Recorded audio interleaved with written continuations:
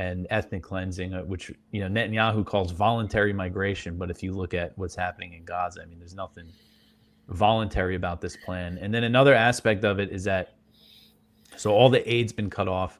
Not any food is being allowed in. It looks like the stockpiles of food are running out. We're seeing, very small children. There's been a few who've died of malnutrition. And it's just going to get worse, obviously. But we're seeing as part of this plan, they're saying, they're going to turn over aid distribution to like a private security firm, basically like American contractors or something. But it looks like they're going to use that to try to move all the Palestinians to this one area in the south and basically make that. This is kind of my reading of it, of what we're seeing in the reports. We don't know exactly what they're going to try to do. But it seems like they're going to basically try to use the aid to lure people down to southern Gaza. And then, as Bezalel Smotrich said, the Israeli finance minister, they're going to concentrate, the entire population is going to be concentrated into this one area. It's like a concentration camp. And buy my novel, Escape from the Village, from major booksellers online. Go to escapevillage.com. Subscribe to the Substack. Go to fountainheadforum.substack.com. Support the forum. Go to buymeacoffee.com/fountainheadforum. Thank you. Welcome to the Party Pal. This is Fountainhead Forum 311. I've got Dave DeCamp from Antiwar.com. We're going to talk about Israel and what's going on there right now, and also Trump's involvement in Ukraine, what Donald Trump and the current American administration is doing. We might get a little bit to India and Pakistan, but that is just recent. We're recording on the 7th of May, so probably going to be some lag here, but we'll see what's going on with that. We'll see how much time we have. How are you, Dave? I'm good, Chris. Thanks for having me. So it looks like they're putting a siege on Gaza right now, or a starvation blockade, or something maybe even worse. Yeah, I mean, it's been going on for over 2 months now since they imposed a total blockade, not letting any food aid in. And as you can see from the pictures and things coming out of Gaza, I mean, the situation is really horrific, and they're really bombing. It seemed like today they actually ramped up the airstrikes and stuff. And now the big thing is that the Israeli government approved the new plan to basically escalate. And essentially the idea is to completely destroy Gaza and flatten every single building that remains standing, the few that remain standing at this point. And then the idea is to force all the Palestinian civilians into a very small area of southern Gaza and then try to pressure them to leave. Although we don't know what countries are going to take them in, but this is essentially an ethnic cleansing plan. Yeah, I mean, this is they're saying that they're going to do this, go forward with this new offensive if there's no hostage deal, ceasefire deal reached by the end of Trump's trip to the Middle East. He's going there on May 13th. I think he's just going to be there for a few days, but Israel hasn't shown any interest in a real ceasefire and hostage deal. I mean, Hamas's offer has been that they'll release all the hostages in exchange for a permanent ceasefire. Israel has rejected that, and they completely flouted the ceasefire deal that they signed in January. And I don't see Hamas agreeing to any temporary deal because they know from just what Netanyahu has been saying that the goal is full Israeli military occupation of Gaza and ethnic cleansing, which Netanyahu calls voluntary migration. But if you look at what's happening in Gaza, I mean, there's nothing voluntary about this plan. And then another aspect of it is that all the aid's been cut off. Not any food is being allowed in. It looks like the stockpiles of food are running out. We're seeing, very small children. There's been a few who've died of malnutrition. And it's just going to get worse, obviously. But we're seeing as part of this plan, they're saying, they're going to turn over aid distribution to like a private security firm, basically like American contractors or something. But it looks like they're going to use that to try to move all the Palestinians to this one area in the south and basically make that. This is kind of my reading of it, of what we're seeing in the reports. We don't know exactly what they're going to try to do. But it seems like they're going to basically try to use the aid to lure people down to southern Gaza. And then, as Bezalel Smotrich said, the Israeli finance minister, they're going to concentrate, the entire population is going to be concentrated into this one area. It's like a concentration camp. And it's just really horrific what the U.S. is supporting and helping Israel do here. And we're talking about an area that already had over 15,000 people per square mile, and they're going to go for less than that. Yeah. Or go for less space than that, so the population density will be higher. Dave, I gotta ask myself, why would these people want to have kids anyway? I know that's a harsh question, but because this has been a prison for 20 years now. Yeah. Well, I mean, but if you look at history, I mean, people living in poverty, I mean, have always, had a lot of kids. It's about, Yeah. and especially with the Palestinians, it's like it's about their survival. Reproducing and having more kids and having big families.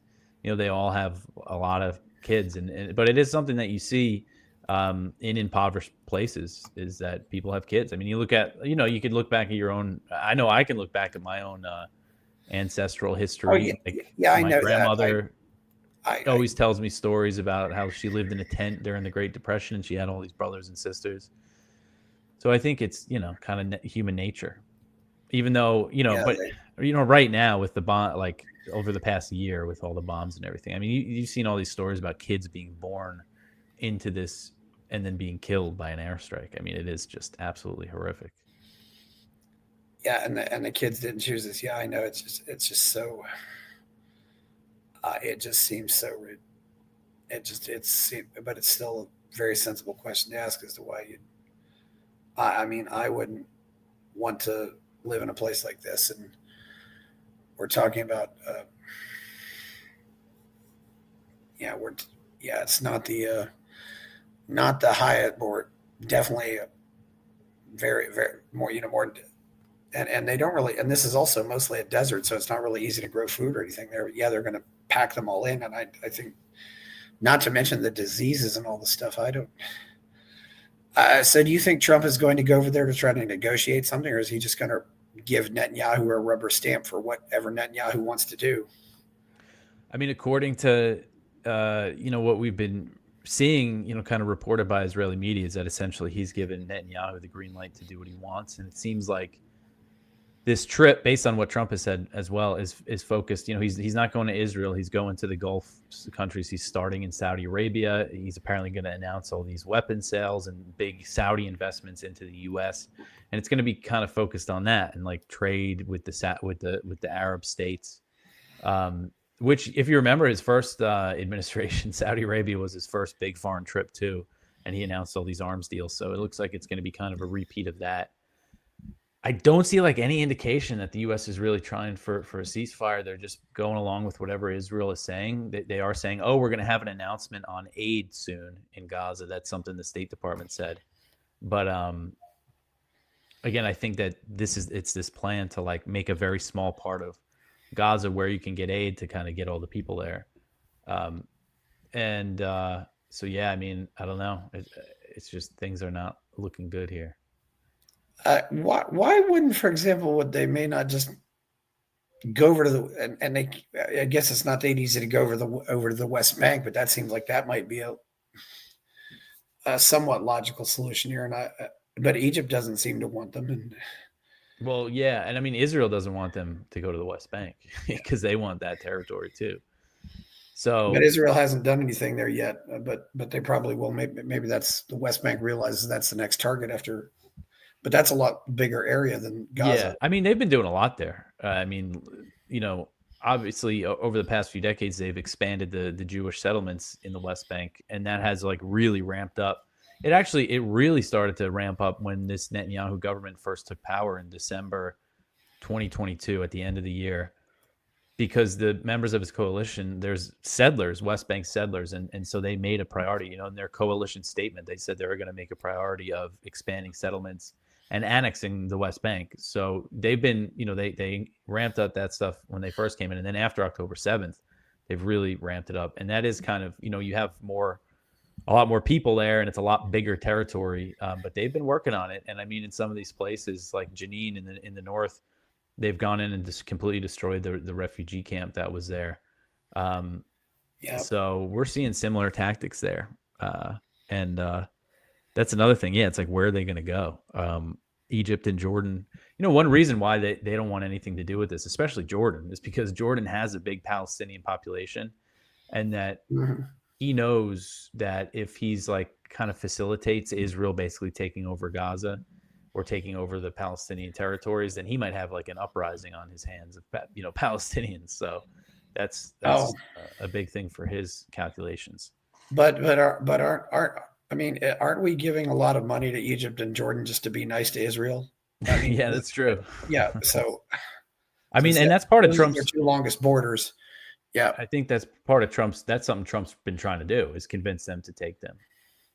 And the thing is, I mean, it's such a horrific situation. It's like you don't want to help these countries don't want to help Israel like achieve ethnic cleansing, but at the same time, I mean, if you just leave the Palestinians there, they could all just be, they're going to be killed. They're going to be starved and bombed. So, at what point do you say, all right, we got to let them in to to save their lives?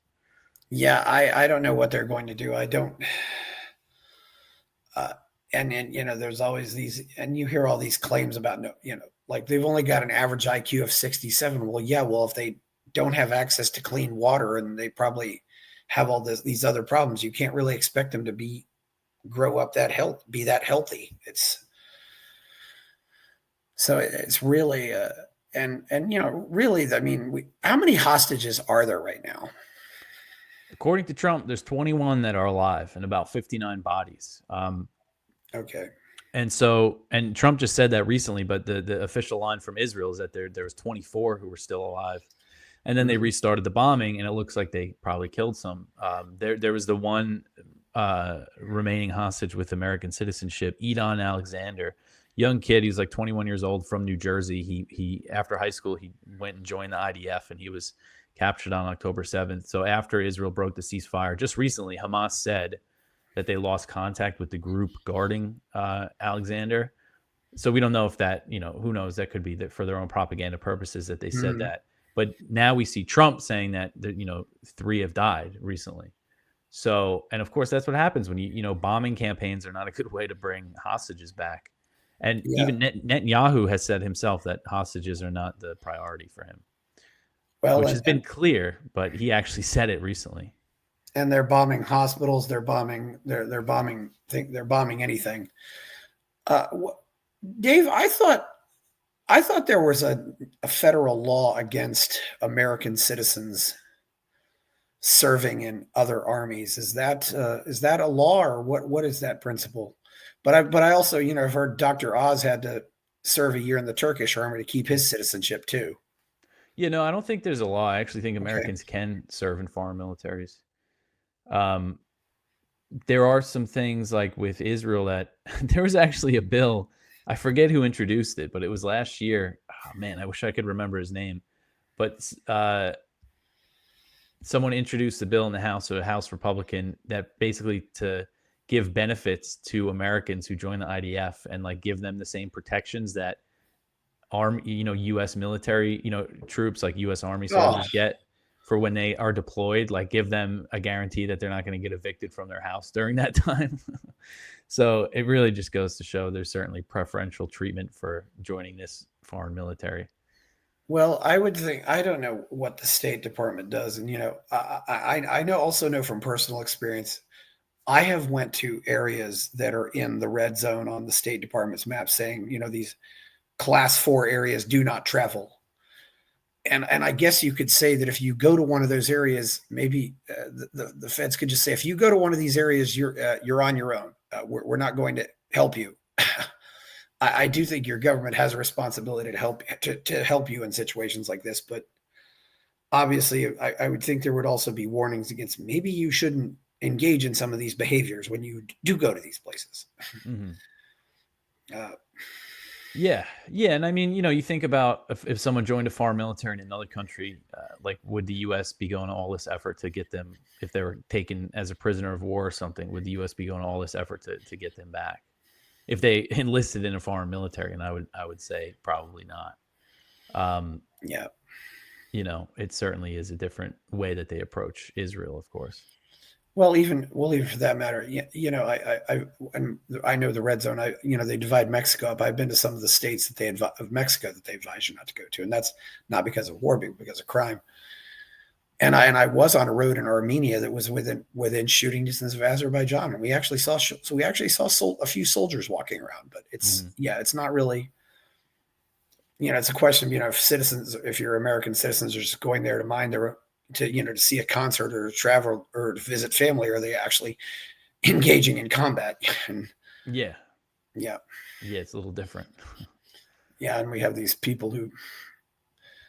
So that's a philosophical question I definitely wrestle with, and I do think I do think I don't necessarily think you're obligated to try to get their property out. So if you lose that expensive pair of glasses, tough luck. But yeah, anyway, well, so there's still some theories that this was allowed to happen on purpose, that the security, Israel's Mossad or whoever, knew this was going to happen and they let it happen. But is there any credence to that or not? I mean, I think it's possible, but we don't know. Like, we don't have any definitive proof of that. And I know that Hamas, they did attack certain surveillance infrastructure, as part of the first attack.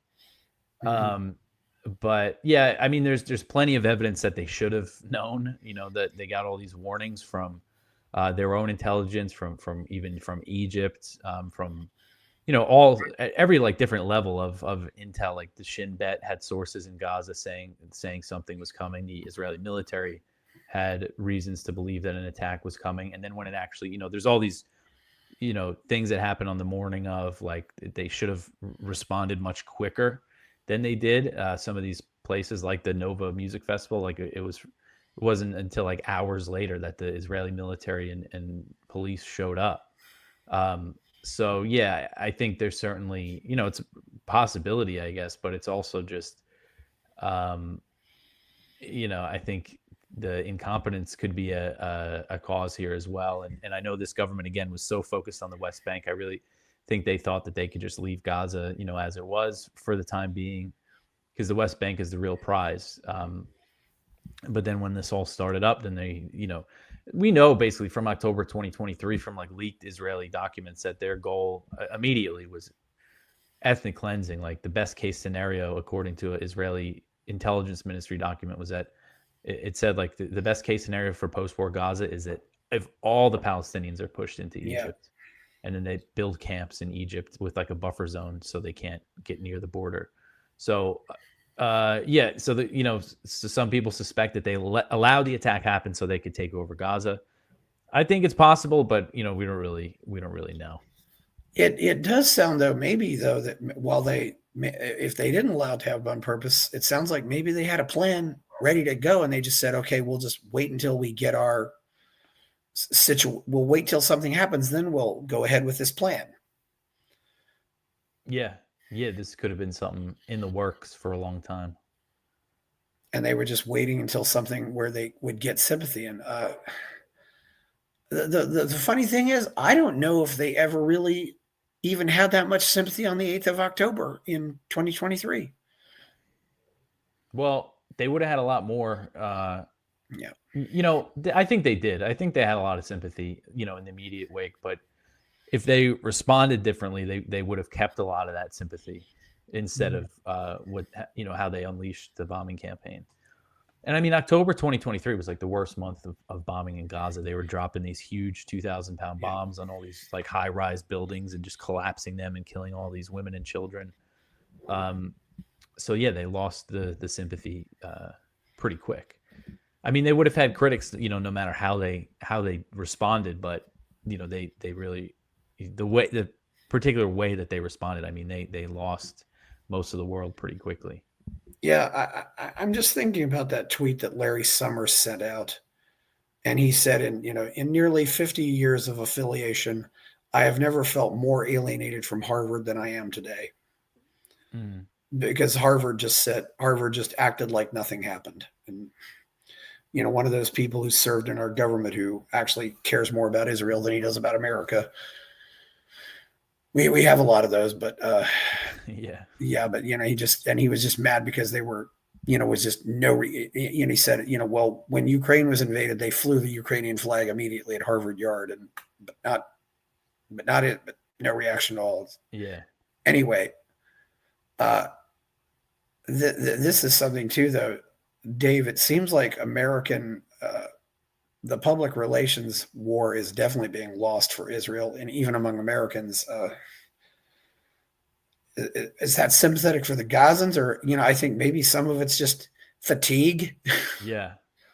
Well, I think a lot of it is like there's a lot of people, because we're seeing this among younger people, like Gen Z and millennials. It seems like regardless of their political affiliation, whether they're like on the right or the left, they're more skeptical of the U.S.-Israel relationship. And I think for like a lot of people, like talking about people on the right, like kind of their default was to just be on Israel's side because they saw like the left being on the Palestinian side. But then after a year and a half of all this and like the videos and seeing all these people ripped apart by bombs, I think that the people who just by default, without really knowing much about it, might be kind of just reconsidering that, because, okay, why do we have to, why should we be involved in this? And then, you start learning more about it. And I think the people that do that end up on the side of, all right, we should stop supporting Israel. So I think in the long term, Israel's in trouble, and they know that. And I do think Netanyahu sees this Trump administration. I think it would take a long time before like the U.S. government's relationship with Israel actually really changes. But I do think it is going in that trajectory. It could be over time, but I do think Netanyahu thinks this Trump administration is like his last chance to take over Gaza and potentially even annex the West Bank, and maybe even get war with Iran. That could be, and I don't think, but I don't, but as I said, really, Dave, in a lot of ways, and I don't know when you'd point to the start date of, when the U.S. started giving aid to Israel. You could say that this really is America's longest war, and it's been going on since 1947. Yeah, I mean, the place to point to when the U.S. really started giving Israel a lot of aid is like the 1960s, basically. The 67 war. It started a little before that, but after the 67 war is when it really ramped up, and when the lobby really, grew into its own, and was able to influence Congress in the way that it does now.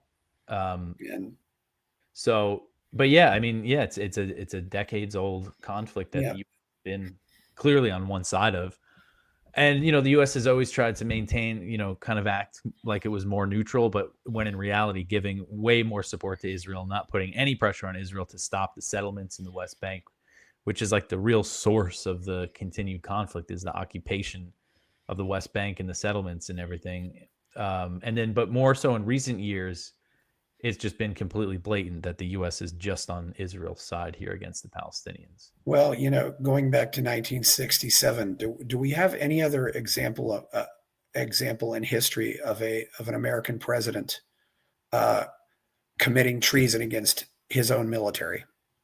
And we had that happen there, and I think you know what I mean. Yeah, yeah. The USS Liberty. Yeah. The USS Liberty. It is interesting how people don't know much about that incident. But yeah, I mean, I can't think of a similar scenario. There might be, but I can't think of a similar scenario to the USS Liberty off the top of my head. I know didn't you interview one of the survivors? Larry Bowen, yes. Yeah. Yeah. I'm happy those guys have been getting a lot of attention recently, because it is one of those things. Like, because I remember hearing about it a lot, years ago, and thinking, probably was an accident. Didn't really think much of it, but then you look into it and it's like, no, there's no way that was an accidental attack. I mean, it's just impossible. And why? And I admit I'm not as patriotic as I used to be, but why would you not listen to your own soldiers and take the word of somebody else? That just and I had Larry do this. So it says, let's just go from you get up in the morning, we'll just go through the entire day in order. Yeah, it was and really it's also one of the really great heroic stories of survival. The fact that they got that ship out of there and just got out of there alive is just remarkable too. Mm-hmm. So yeah, that was, and I don't know if we've had any other situations like that happen either, but Yeah, I'm trying to think of like a comparable. No, I can't. I don't know if that, how many people really know about that. I don't think it's definitely more now than it probably ever was. I mean, I didn't even, and I think I know my history, but I didn't know about that thing until I was about 30 years old. And Yeah. learned about 2001 or 2002. The guy wrote the book and they put a gag order on him, but and I do think also, this is something this has really got to get out while these guys are still alive. If it doesn't get out by then, I don't think it'll ever really get out. But well, Candace Owens did that interview. I think he got like 6 million views or something. So. Yeah, Phil Turney. Yeah, that's right. Yeah, yeah. But yeah, I think that's really, I've been rereading the Israel Lobby by John Mearsheimer, and the history, of the lobby is very interesting, and that really was the turning point. It was really the Kennedy administration was the turning point when the U.S. really started giving them like significant aid, and now, I mean, it's just it's huge amounts, and we've seen this whole talking point from Netanyahu and the Republicans that Biden wasn't giving Israel enough, but Biden actually gave Israel more military aid in a single year than any other president in history. I mean, nobody even came close to how much he gave them in that year from October 7th, 2023 to October 7th, 2024. And there was this, these former Biden officials and some Israeli officials did this big interview series with Israeli media, basically confirming that Biden didn't put any pressure on Netanyahu for a ceasefire, and that Biden was like really insulted by people saying that he didn't support Israel. And one thing was interesting. It was a quote from Tom Nides, who was a former U.S. ambassador to Israel, basically saying it would have been, Biden was under this incredible political pressure from within the Democratic Party, from within his own administration, to just back down a little on his support for Israel, but he didn't do it. So and I think that type of politician, I mean, on the Democrat side, I think we're going to see less of that as time goes on. We might see some Democrats more willing to put real pressure on the Israelis, but probably not so Republicans for a while. But do we know if Biden was even the president really, or was it somebody else running the country? That's another question too. I don't think he was. I think he was in a. But I think Biden and I think that's what. I mean, the administration. Yeah. So like Blinken and Sullivan. Yeah. I think they were really running the foreign policy, and they were all in on Israel too. Yeah. I've said it many times. God, his kids must really hate him. I mean, I would never let my dad do that if he's in that kind of shape. Yeah, I know. Yeah. Yeah, but yeah. So, and really, we've had it's not. And is there anything, Syria and all these other things happening? I mean, Syria is still kind of a mess, and it sounds like they do want to push for a war with Iran, but I think that would be a mess. Mm-hmm. Yeah, the problem is that the line from the Hawks, from like Tom Cotton and Lindsey Graham, is that, oh, we can support, we could bomb their nuclear facilities and that'll be that, like we'll take out their nuclear facilities and then it's done. But obviously Iran has, very sophisticated ballistic missiles, and there's all these bases in the region that are in range. They could inflict some serious American casualties. And of course they're going to retaliate if we bomb, drop, because what it would take to destroy their nuclear facilities, we don't even know if the U.S. could really do it. But to attempt it, they would have to drop multiple, 30,000 pound, the heaviest bunker busters that the U.S. has, with heavy bombers. You think Iran's not going to retaliate? They're just going to sit back and take that? I mean, it's an insane way to look at it. So they would definitely hit U.S. bases. And I think it's, in his first term, Trump took out Soleimani, the Iranian IRGC general, in a drone strike. And Iran did respond. They fired some missiles at a U.S. base in Iraq. It seems like they basically gave the U.S. a heads up about the attack. So there were nobody was killed, though there was, traumatic brain injuries and everything. And then that was it. So I think that the lesson that Trump took from that is that he could hit Iran hard and there won't really be consequences. And so I think that's what like the Iran hawks are telling him. That's the way that they're trying to sell this. Um, and we see that there's these negotiations between the U.S. and Iran. They were postponed, but now they seem to be back on for this weekend.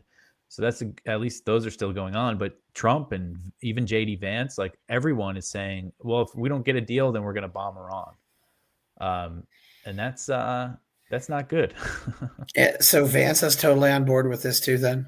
Well, Vance, so I was watching because today there was these headlines saying that he was saying that the nuclear talks were going great, that there's a chance of a deal, that they could keep a civilian nuclear program. And I said, oh, that sounds good. And then I watched what he said. And essentially what he said is, he repeated this threat that if we don't reach a deal, we're going to bomb them. And then there's a whole other aspect of this. So it seems to be the demand that the U.S. is making is that Iran must get rid of its nuclear enrichment program, that they cannot enrich their own uranium. And Iran has said that that's non-negotiable, that they have to, maintain some, low enriched uranium for their nuclear power, for energy purposes.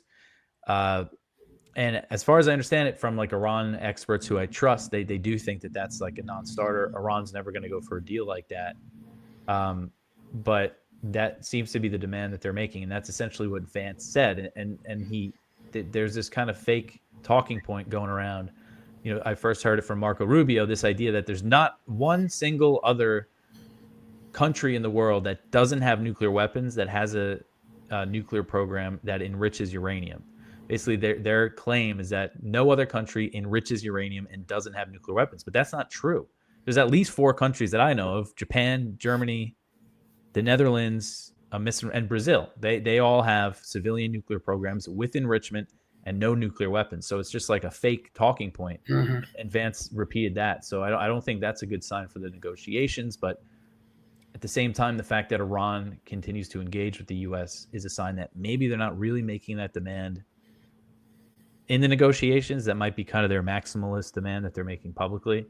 But it's just not a good sign. And still, just the fact that they're saying, well, if we don't reach a deal, then military action, that's it. They're not even like acting like they need to try to get congressional authorization or like get the Americans to consent to attacking Iran. They're just saying, well, if there's no deal, we're gonna attack. And that's just, I think, a really bad way to negotiate this. And to his credit, Vance does have military experience. He's not just, he was served in the Marines for 4 years, and then that's how he paid for college. So that's. Mm-hmm. Yeah, and I do think he is. He's on the side of diplomacy, because we've seen all these reports about the deliberations in the administration, and some people wanted to just bomb Iran right away, like Mike Waltz, Marco Rubio, and then Vance and others wanted to pursue diplomacy, and that's what Trump went with. So that's good. And I think Vance might have something to do with Trump deciding to stop bombing Yemen, which Trump announced yesterday. So yeah, there's some good about him, and I do think he wants to end the Ukraine war, but unfortunately that doesn't seem like it's going to happen soon, at least, which is unfortunate. So Vance is definitely better than some, and it does seem like he has influence on the foreign policy, because a lot of times vice presidents don't really seem to be in the picture when they're having these discussions, but he seems to be very involved. I do wonder, Dave, is how much is Trump really running things? Because he seems to be a lot. He's not. He's actually more open and more seems less in control than he was during his first term. And sometimes old people will get that way. They'll just kind of say anything. It's getting kind of scary too, because he's not as old as Biden was, but he's not a spring chicken either. Yeah, he's starting to like seem old, and it is tough to know, like because he's just all over the place. It's tough for like my perspective, like for my job, to like figure out what's really going on with certain things. Yeah, because he'll just say all this stuff like, oh, we're gonna talk to Russia and China and cut military spending in half, and then the next day he requests like $1 trillion military budget. And he does press conferences like all hours of the day. He's talking to the media. So it's Oh, tough. And I think that is part of a strategy, is to kind of just keep people on their toes. yeah. As I've said many times, just look at Bill Clinton in 1992 and look at Bill Clinton in 2001. The stress and all that stuff. And really, he's been on stage. It's by the time it's all said and done, he wasn't president, but he was certainly on stage, even though, and just being out there for 12 years. This is a Yeah. long time Yeah. to I mean, be he was basically in the campaigning. public eye that much. Yeah, he was campaigning the whole time. Yeah. Yeah, so I know that's going to take, I think, all the travel and all that other stuff, and just it definitely takes a toll. Yeah. I mean, it's probably a good thing that we allow them to only allow them 2 terms, just for that reason enough. Yeah. Yeah. And Vance, I think could potentially be the future, and he's young. I mean, I think he's like 41. He's pretty young, yes. Yeah, I mean, that's young for a vice president. Yeah, that's the thing. What happens to the red team after Trump? Yeah, that's the question. I mean, I think Vance is, if I were to guess, like as things stand right now, you never know what's going to happen over the next 4 years. But I would say that they would go with Vance as things. He's 41 in August, yeah, but I think we could see a real battle. I think we could see a real battle there, though, too. Yeah, yeah, I think the Republican Party, like, they're going to try to put forward someone more kind of like neocon, like more hawkish, more like establishment Republican than Vance. But I think and you also never know. Like over the next 4 years, he could have a fallout with Trump. There could be some, things could happen that could change that. But I would guess Vance. When it comes to the Democrats, I have no clue. I have no clue either, but I think they're both kind of scrambling right now. It's Vivek is running for governor of Ohio, so I don't think he'll. Oh yeah. I think he'll. About him. He might do that for 8 years though, and use that as a springboard. Yeah. He knows he's got time. And there might be somebody else come out of the woodwork too. You never know. It's Ted Cruz might try it again, it is interesting. They do seem to have some of the military guys. I don't know if they're really for the war. They're just being paid off. It's because I see so many veterans out there who are just opposed to all these wars now. Yeah, that seems to be that's what I see too, especially in the Middle East. It's like, what are we doing? Yeah, and what's going on with Yemen? Yeah, so Yemen. So Trump announced yesterday on Tuesday, May 6th, that he was going to stop bombing Yemen, and it looks like he stopped. So this is something. I mean, he started this bombing campaign on March 15th. Essentially, what happened was the Houthis were attacking Israeli shipping, post October 7th, 2023. Biden started bombing them in January 2024. He started bombing Yemen. And then they escalated their attacks to target like American and British shipping. And then, Biden couldn't get the Houthis to stop their attacks on either the shipping or on Israel until there was a ceasefire in Gaza. Once the ceasefire went into effect on January 19th of this year, the Houthis stopped their attacks. And that's what they said all along, that was the only way to stop them. So the ceasefire went into effect, and then March came and Israel imposed a total blockade on Gaza in violation of the ceasefire. The Houthis announced that they would restart what they call their blockade on Israeli shipping in the Red Sea. And then it was in response to that Trump started bombing them. And really heavy airstrikes. I mean, the military says they launched over 1,000 airstrikes in Yemen, and really horrific, a lot of civilian casualties, a few hundred killed. And essentially the Houthis said, we'll stop attacking American ships, because they started firing missiles and drones at American warships again. Once Trump started bombing them again, they started attacking the U.S. ships. And the Houthis said at one point that they would stop if the U.S. stopped bombing Yemen, but they would continue their blockade and attacks on Israel. And that was like a month ago almost. So now it seems like Trump has finally accepted that offer. The thing is like people are saying this is a victory and that this was about protecting shipping, but it's very clear that they started bombing them in response, essentially to defend Israel. And I think they've given up on trying to get them to stop because the Houthis are saying they're still going to launch attacks on Israel.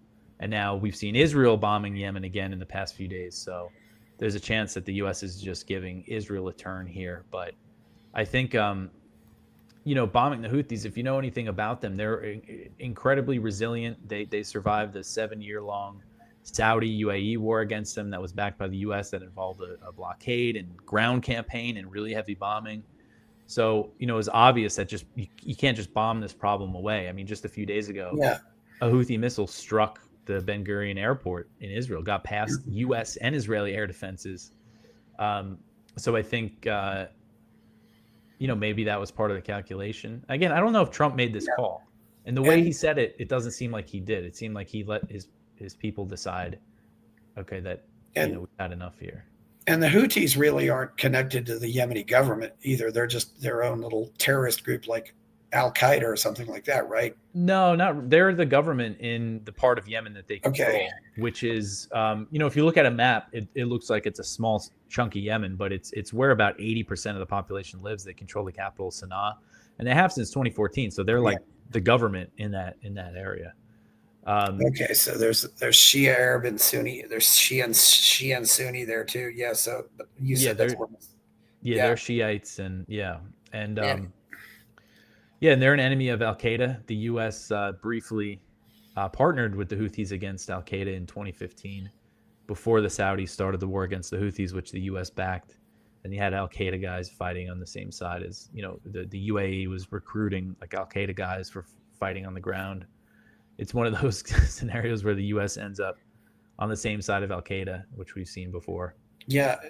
And does anybody ever ask what the people living in these countries really want, or are they just left out of the equation? I don't know. Do the Yemenis support the Houthis, or would they like to get rid of them too? I don't really know. I think in the areas that they control, from what I've seen, they have a lot of support. I have no, I don't know what percentage or anything, but they call these rallies, and you see you'll see pictures of the Capitol, and there's like hundreds of thousands of people out on the street. And as I understand, there's different factions in Yemen, of course, and more people have rallied behind the Houthis in response to them launching these attacks on Israel, because none of the Arab countries are sticking up for the Palestinians.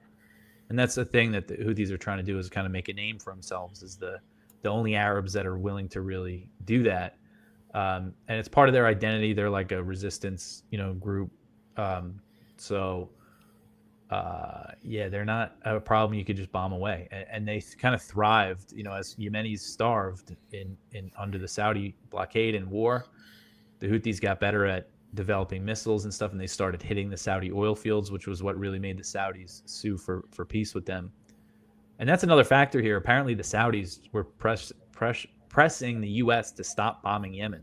They did not, because they didn't want anything to do with this war, because they didn't want the Houthis to start hitting their oil fields again.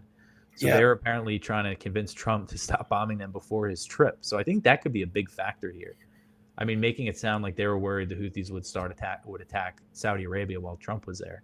How much influence do you think the Saudi Arabia has on the U.S.? Because I immediately think of how all the airports were closed, but somehow all those Bin Laden family members got out. Yeah, they got flown out. Yeah. Do they control this too, or I don't think they don't have the influence like the unique way that Israel does because of the Israel lobby, but they certainly do. And I think I think Trump. We saw this from his first term. Of course, Jared Kushner is in bed with the Saudis and everything, and Trump likes the Gulf monarchs because they have a lot of money, and they pay for their stuff, and they do want to be friends with the U.S. and invest and buy a lot of weapons and stuff. And he wishes he could be a king and have a harem too. So yeah. But I think, and I think they see this is a flaw, I think, in Trump's thinking. He sees peace between the Gulf countries and Israel as the key to peace, which, the Abraham Accords, which normalize relations between the UAE and Bahrain, he still touts them as these big peace deals, even though it's clear at this point that, there's not peace in the region right now. Yeah. There wasn't a war between the UAE and Israel. There wasn't a war between Bahrain and Israel. The issue is the Israeli occupation of the Palestinian territories. And Netanyahu thought he could not deal with that and just kind of normalize and integrate Israel into the region anyway. And of course, that backfired on him with October 7th. And I think Trump seems to think the same thing. And we've seen Steve Witkoff, who's Trump's Middle East envoy, who's been the diplomacy man. He's been involved in all these things. And I think he's done a lot of good in some respects. Apparently, he was involved in this deal with the Houthis to stop the bombing. But he's also, when he did this Tucker interview, he's saying, oh, yeah, it's like all about like normalization, like these Abraham Accords. But the issue is the occupation of the Palestinian territories and like the expansion of settlements. And as long as that goes on, like this conflict isn't going to be resolved. You can't just like go over the head of the Palestinians. They thought they could, but October 7th showed that they couldn't do that. Certainly. Well, I think we've covered the Middle East enough. What do you think is going to happen with the Ukraine and Russia right now? It looks like maybe that's still going to continue going on, or yeah, I mean, it's tough to say because it does still seem like there's some kind of negotiations happening, but the talk we've seen from Trump and Rubio and everything is that like, we're not going to do this much longer. We're not going to be involved in these negotiations much longer if there's no deal. And the U.S. just signed this minerals deal with Ukraine that gives the U.S. a piece of Ukraine's natural resources. And if you look at the details of the deal, I think the big thing is that it counts future U.S. military aid to Ukraine as a contribution to this investment fund. So it gives the U.S. like kind of an incentive to keep giving military aid to Ukraine. And since that deal was signed, we've seen at least 2 arms sales, the Trump administration's first arms sales to Ukraine, go forward. Because before Biden left, he approved like billions and billions in weapon shipments and weapons deals for Ukraine. So, that's what they've been shipping is all the stuff Biden approved. But now we've seen the first new deals move forward under Trump because, at first it wasn't clear. Like it almost sounded like at one point they were saying, okay, if the negotiations fall apart, then the U.S. is not going to be involved. And it sounded like they're saying we're not going to be involved in funding the war, giving military aid to Ukraine. But now with these moves, with the minerals deal and the moves on arms sales, it seems like that actually they might just be okay with letting the war continue and just keeping, cordial relations with Russia, even with the war going on. So yeah, it's not looking great. Yeah, it doesn't look great either. And we have to wonder too. There's the Israeli lobby, but then there's also the military spending lobby. Yeah, and of course, sometimes those things are, and sometimes those things do cross over. But there's other people who just want us to spend money on weapons and send them anywhere. They don't really care where. I don't know how much power they have. Yeah, I think that's a big factor driving all this. I think that was probably one of the main factors driving what Biden did in Ukraine and everything.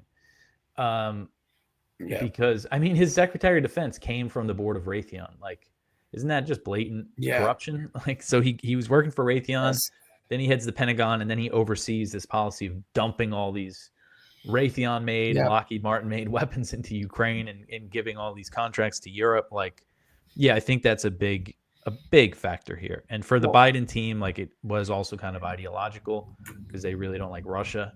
But I do think a big part of it was just, just make money for the weapons makers. And doesn't Musk get a lot of this military spending? Yeah, he gets some contracts. SpaceX, I think more so. They're building like satellites for the U.S. And some other things. But yeah, he does. I don't really know like how much of his money comes from that, but I know he definitely gets some of those contracts. Yeah, he does a lot of business. I mean, and I heard another guy tell me, well, the Russians sell weapons to Armenia and Azerbaijan too, so it's keep them fighting. So that little war in the Caucasus, which is I worry that Armenia is going to end up like Poland. They're just going to divide it up, and that's a wonderful little country if you ever get a chance to go there. Yeah, I'd like to go there. Yeah, because they don't really have anybody on their side. Like Russia isn't willing to. They have that treaty with Russia, but and they hate the Turks for obvious reasons. But yeah, that's another thing. Where are the Turks in all this? The Turks, Turkey's an interesting country. Like their role in all this, because they are a NATO country, but they're completely out Yeah. of line, out of step with NATO. Basically, they've been Oh yeah. basically calling for ceasefire and peace in Ukraine the whole time. Yeah. But I mean, I think the biggest thing Turkey's doing right now is with respect to Syria, because they were really behind that regime Yeah. change. I mean, the U.S. and Israel played their role too, but it was, Turkey was like kind of the main benefactor of HTS, which is the offshoot of Al Qaeda that took over Syria, that launched the offensive. Basically, Turkey made it so Al Qaeda had this safe haven in Idlib in northwestern Syria, and essentially kept Assad and Russia from Yeah. taking over that territory. And then that's from where they launched the offensive. And according to the reports, Turkey basically gave them the green light. And so, yeah, this is this is Turkey's like very involved in Syria. Yeah. And, they want to expand their military presence there. And this is a big thing with Israel, because Israel's invaded southern Syria, and it looks like they want to take more territory of Syria, and they've been really bombing the country a lot, even though they Assad was the guy they wanted to take out because he was an ally of Iran, and Iranian weapons were flowing through Syria to Lebanon. And so they took out Assad and celebrated, and then said, "Oh, now look at these crazy jihadists that took over. Now we got to invade and bomb Syria more." So, and it's funny because the HTS government, Ahmad al-Shara, who was formerly known as Abu Muhammad al-Julani, he was the founder of Al Qaeda in Syria, and then he did his little rebrand to HTS and disaffiliated with Al Qaeda. His government's been basically telling the U.S. that they're willing to normalize relations with Israel, but Israel's still bombing them, and they just launched airstrikes near the presidential palace, basically threatening to kill Julani.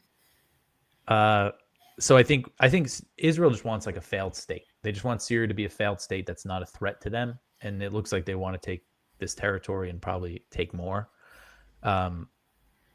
And Turkey, there's a potential here, I think, for a clash between Israel and Turkey in Syria. I think that's a real possibility. And then, what does the U.S. do in that situation? Yeah, but Turkey also has a very long history with Russia too. I mean, there's probably no two countries that have fought more wars against each other than they have. It's either in the Balkans or in the Caucasus region. But that's not really much there to say. It's we just yesterday had some business going on with the Iran's neighbors on the east, India and Pakistan. What do you think could this could really explode? I mean, you've got one country with about 200 million people and the other with 1 billion people, and they've got nuclear weapons, but they might also, but then they're also both somewhat backward. So this is some of the two other things we've kind of wondered if it's been brewing for a long time, but yeah. Mm-hmm. Yeah. And it's an area, I never really focused too much on, which I should have been following more closely, especially recently, because essentially what happened was there's a terrorist attack in Kashmir, and the Indian controlled side of it killed 26 people, which were all Indian tourists, I think, except for one. And then India is blaming Pakistan for supporting this group. And Pakistan does have a history of supporting some of these groups, these militant groups in Kashmir, but they deny any responsibility. I haven't seen any evidence from India, so it's not really clear if Pakistan really supported that attack at all. So in response to that, India launched these major missile strikes, and this is the most significant Indian attack on Pakistani territory since the 1970s, since before they both had nuclear weapons. So I think the death toll now is 26 were killed. India's claiming they targeted terrorist camps. Pakistan saying that everybody that was killed was a civilian. And Pakistan, it looks like they shot down some Indian fighter jets, and there's been some heavy shelling across the line of control, which separates Pakistan administered Kashmir from Indian administered Kashmir, and people have been killed on the Indian side there. So, and Pakistan is basically saying that they're going to respond to the missile strike. So we might see a more significant Pakistani attack on India. and then where do things go from there? I don't know. I mean, I think it really depends a lot on what Pakistan does in these next few days. If this thing's going to really escalate, and there's a chance here that India is looking for a fight. Because it seems like it was a little shaky, their pretext for launching these missile strikes. So there's that chance that this could escalate kind of no matter what Pakistan does next. But yeah, it's not good, and they both have about 170 nuclear warheads. And for Pakistan, it's like if they face like an Indian invasion or anything like that, they're going to use their nukes because they have, like you mentioned, India has significantly more people, much bigger manpower than Pakistan, and their nukes are basically like deterrents for that. So yeah, it's not good. It's one of those things like when the tension started after the terrorist attack. I was following it, but I was just like, things are gonna settle down, but they clearly did not. Well, there could also be some internal divisions because these are both very multilingual and very multi-ethnic countries. I mean, some people in India will say, yes, go to war. Some Indians will probably say, no, don't go to war. I mean, you'd see various groups in India turn against each other, various groups in Pakistan turn against each other. This could be a huge mess. Yeah, and you could see like real insurgency in Kashmir. Like, yeah, that's a good point. And you got some very, very rugged terrain here, very hard places to fight wars. Yeah. They should have like China and India in their dispute, like up in the Himalayas, they deploy their troops without weapons. It's like hand-to-hand combat if they ever get into fights. Sometimes I jokingly say that the Indians and Pakistanis will just start throwing shit at each other, but well, at least it doesn't lead to the mass death that nuclear weapons would. Yeah. It's reasonably harmless, and it's also cheap. But yeah, I think they should use clubs and sticks like the rocks. Yeah, Indians and the Chinese when they fight. They don't always give the police officers guns in India, but sometimes they have big sticks and they're hitting people with sticks. You see that? Yeah. It's I know one guy, he just says, both these countries have regressed since the British left. It's yeah. Well, and he also says the British left because they were just fed up. He said, we're sick and tired of dealing with these people. Let's go. Yeah. Yeah. I mean, the whole dispute goes back to the partition and everything. And, when the British left. So, yeah, I don't. Bangladesh, you'll suddenly have a lot of people fighting. I mean, this could be you can have a huge. Yeah, and I wonder where the U.S. will fall, because the U.S. has kind of moved closer to India in recent years. They see India as an ally against China, but then at the same time, they basically control Pakistan. So I don't know. I know you have you got some Hindus in high level positions now in U.S. intelligence, Tulsi Gabbard, and she's like very ideologically driven. I think like some of the things I see her say about like Islam and Muslims, and I know she likes Modi a lot. You do wonder if that's going to have any impact.